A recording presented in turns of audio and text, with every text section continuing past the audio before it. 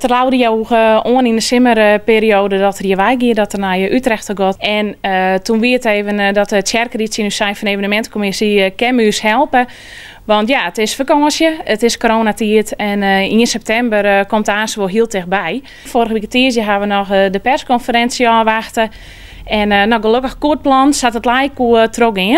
En we hebben nou als eerste hebben we Bernard Terlouw en zijn vrouw op met een hinder en koets. En dan gaan we even om terug de Westereen, even langs de punten, zoals Bruggelenkamp. We gaan even langs het land. We gaan even langs de Orenkerken, Peerorenkerken in de Westereen.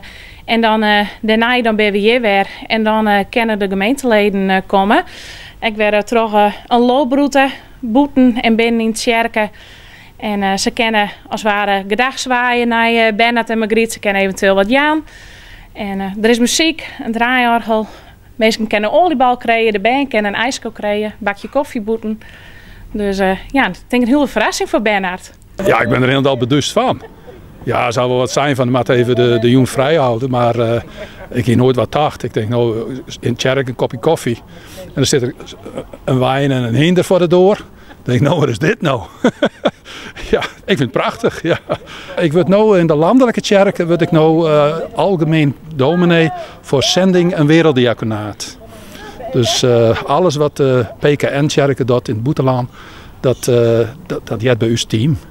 Nou, en daar dat mag ik wel leiding aan, Jan. De nieuwe baan vind ik prachtig, maar voortgaan dat is net zo mooi. Dat is het moeilijkste. Want ik ben hier graag geweest.